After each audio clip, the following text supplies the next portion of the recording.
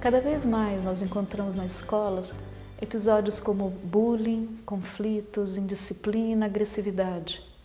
Os estudos têm mostrado que os índices de violência, ou seja, agressões severas entre os alunos, eles não cresceram. Todavia, os episódios que mais ocorrem são o que nós chamamos de incivilidades. As incivilidades são aquelas microviolências, ou seja, pequenas agressões cotidianas em que acabam tumultuando o ambiente. Por exemplo, empurrar, cutucar, andar pela sala, interromper várias vezes, chegar várias vezes atrasada. Esses episódios, dependendo da intensidade e da duração, eles acabam por transtornar o trabalho do professor. Os estudos têm mostrado que esses episódios recorrentes têm gerado desânimo nos professores, têm desestimulado principalmente os professores que trabalham com crianças mais velhas. Pesquisas realizadas em escolas públicas e particulares mostram que a concepção dos educadores sobre os conflitos entre os jovens, entre as crianças, é de que é algo negativo, é de algo que tem que ser evitado. Isso fica muito evidente, por exemplo, numa situação de furto, em que os professores ficam tão incomodados que acabam, inclusive, por culpabilizar a vítima. Por exemplo, numa situação em que furtaram figurinhas, é comum que o professor vire para a criança e diga: mas por que é que você trouxe material estranho à aula? Como se a responsabilidade do furto fosse dela. Então, isso é análogo a dizer, se eu for assaltada numa rua, por que é que eu estava andando na rua de madrugada? Então, essa situação é só para ilustrar como os professores se sentem inseguros e despreparados ao lidar com situações de conflitos. Justamente por isso, eles utilizam 3 estratégias principais, que é evitar, ignorar e conter. O evitar fica muito evidente nas inúmeras regras que são feitas a partir dos conflitos, por exemplo, não trazer material estranho à aula, sentar em lugares demarcados. Outro exemplo de situações de evitar é quando um professor entra na classe e coloca ponto na lousa quando vê que a turma está agitada e quer que comece a copiar. E quando eles copiam e começam a conversar, ele fala: olha, isso vai cair na prova. Então, a cópia, a atividade pedagógica, é utilizada como controle de comportamento. Outro exemplo é a implantação de filmadores, vigilância, mapeamento de carteiras. São situações comuns que servem para evitar os conflitos. Um outro procedimento comumente usado pelas escolas é a contenção. A contenção fica muito evidente quando os professores resolvem rapidamente um conflito, geralmente de forma unilateral, dizendo: pede desculpa, devolve o que pegou. Outra forma de contenção é quando a gente usa ameaças, quando se utiliza punições. Então, quando se utiliza a terceirização do conflito, que é enviar para outra pessoa resolver, como a família, como a escola, como os especialistas da escola. Os procedimentos de contenção, junto com o evitar os conflitos, foram aqueles mais encontrados nas escolas. Um terceiro procedimento encontrado é o ignorar os conflitos. Isso ocorre principalmente quando os conflitos acontecem entre os pares, não quando ele ocorre com os adultos. Os conflitos entre os pares, eles são vistos geralmente como brincadeira da idade. Já quando ocorre entre os adultos, ele é visto como um desrespeito. Então, em situações em que os jovens insultam uns aos outros, quando eles ofendem, é muito comum o professor intervir como se fosse mera questão de indisciplina, dizendo, por exemplo, aqui nessa sala não se fala palavrão, ou simplesmente fingindo que não vê. Esse ambiente, ele passa a seguinte mensagem, de que o respeito é devido à autoridade e não a qualquer ser humano. Então fica um ambiente favorável para bullying, para maus tratos. Não raro a gente vê situações em que o mesmo insulto que foi feito com um colega, não acontece nada, mas se esse insulto é dirigido a um professor ou um funcionário, há uma intervenção muito séria da escola nesse sentido. A frequência e a intensidade dos conflitos que se repetem ao longo dos meses, elas geram um desgaste muito grande nos professores. A perspectiva construtivista dos conflitos, ela passa a trazer uma nova contribuição, porque os vê como oportunidades de aprendizagem. É justamente por meio dos conflitos que se desenvolve a autorregulação. A autorregulação é completamente diferente da contenção. Por exemplo, a regulação implica em dois sentimentos que têm forças diferentes. Eu posso querer muito o celular ou o dinheiro de outra pessoa, mas o querer me ver como uma pessoa honesta, ele regula esse meu desejo de querer, o que não me pertence. Então veja, existem dois quereres, um daquilo que não me pertence e um de querer me ver como honesta. E por meio do conflito é que eu vou vivendo essas experiências e aprendendo essa regulação.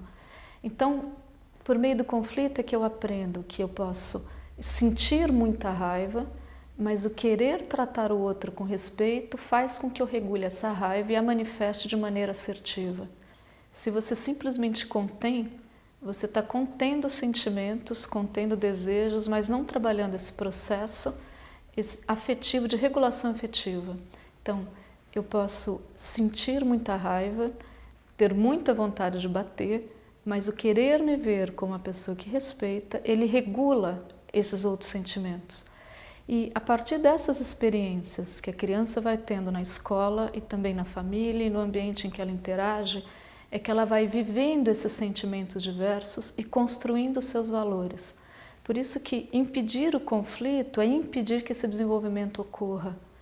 Na perspectiva construtivista, o conflito, além de ser visto como oportunidade de aprendizagem, o processo muda, ou seja, a nossa ênfase não é mais no produto final, como resolver, mas muito mais no que eles podem aprender a partir do ocorrido.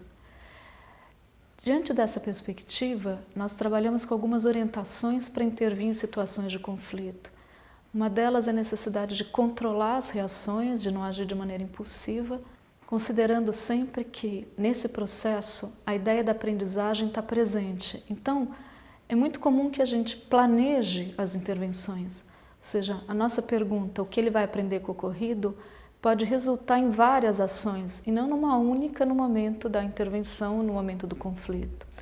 A outra orientação que nós seguimos é uma ideia de sempre envolver os alunos no processo de resolução.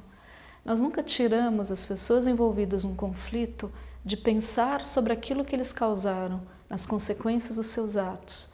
Se a nossa ideia é promover o desenvolvimento, esse sujeito precisa ser ativo num problema que ele está causando, ou seja, pensar no que foi feito, quais foram as consequências do ato, quais são as possibilidades. Então, o professor não resolve o conflito por eles e nem diz como fazer.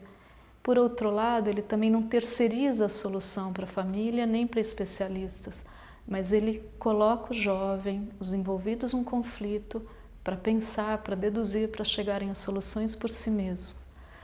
Outra característica importante de um processo de resolução do conflito é sempre considerar que os sentimentos são importantes e necessários, mas que os atos é que são contidos e regulados, ou seja, ele tem todo o direito a sentir raiva, a sentir ódio, mas as ações que manifestam isso, elas têm que respeitar princípios como respeito, como justiça, como cooperação, solidariedade.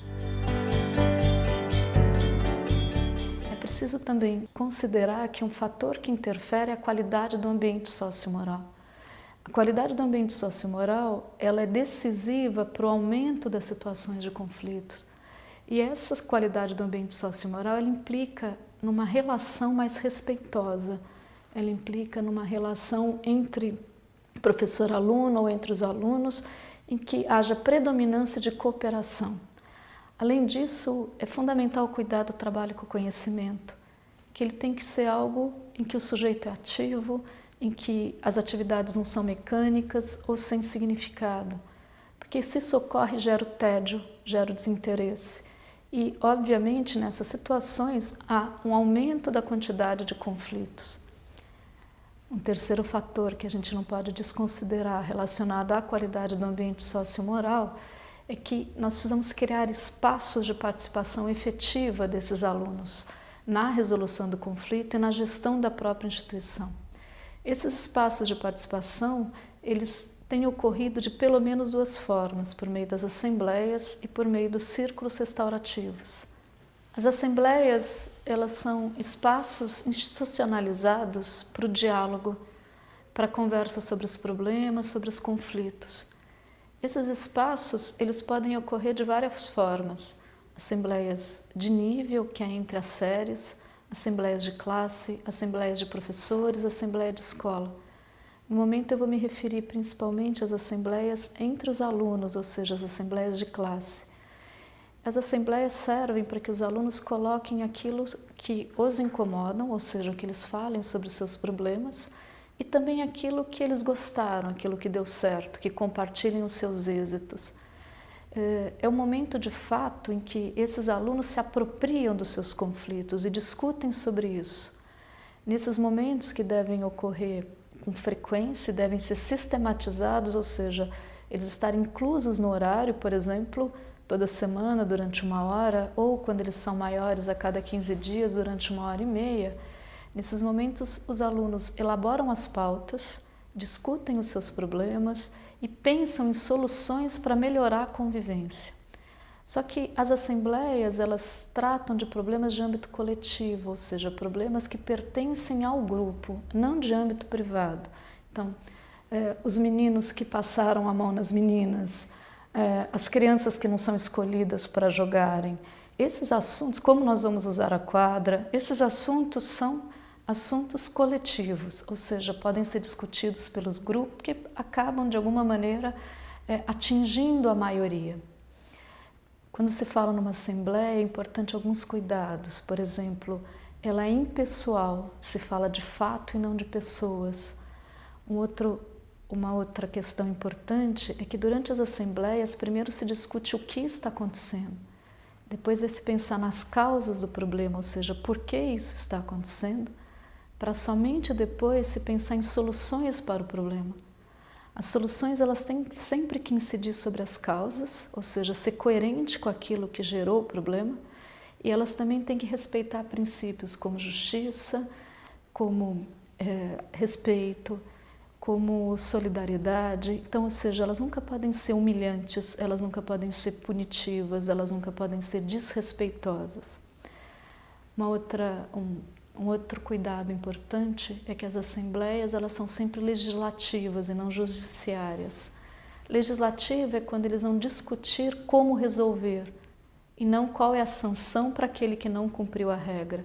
Isso não cabe à assembleia pelas próprias características do desenvolvimento das crianças. Já um outro espaço de participação que tem tido bons resultados no processo de resolução de conflitos são os círculos restaurativos. Eles foram implantados na escola como uma forma de mediação dos conflitos de âmbito privado, ou seja, conflitos particulares. Por exemplo, 2 jovens que brigam por causa de um namorado, situações em que um está insultando o outro ou danos à propriedade. Nos círculos restaurativos, há a presença de um facilitador que tem o objetivo não simplesmente reparar um dano, mas principalmente restaurar essas relações. Durante os círculos, os envolvidos procuram voluntariamente esse espaço para lidar com o conflito que está incomodando. O facilitador incentiva que os jovens ou as crianças coloquem as suas perspectivas, sentimentos, ou seja, a sua versão sobre os fatos. E a partir das intervenções que são feitas, se buscam soluções em que as partes se comprometem a restaurar essa relação e resolver o problema. As assembleias e os círculos restaurativos, quando bem trabalhados e quando os princípios que os sustentam são efetivamente respeitados, têm contribuído muito para se implantar uma cultura de restauração e uma cultura de respeito na escola. Eles têm contribuído para implantar uma cultura também do diálogo como procedimento predominante para a resolução do conflito. Não adianta nós termos um projeto pedagógico para a autonomia, boas intenções com relação à aprendizagem do diálogo e do respeito como estratégias de resolução de conflito e não oferecer efetivamente um espaço na escola que efetivamente promova o desenvolvimento dessas características. Muito mais do que um projeto para a autonomia, o que nós pretendemos efetivamente é implantar uma escola que favoreça a autonomia. Muito mais do que lições de moral, o ensino direto de formas de resolução, projetos sobre paz. É preciso de fato se construir um ambiente em que haja espaços em que esses jovens, essas crianças possam aprender aquilo que eles necessitam. Então, mais do que educar para a paz, a gente precisa de uma didática do conflito. E para isso é preciso preparo, é preciso formação e é preciso também todo um planejamento em que as relações interpessoais passam a ter um lugar tão importante quanto as outras áreas do currículo.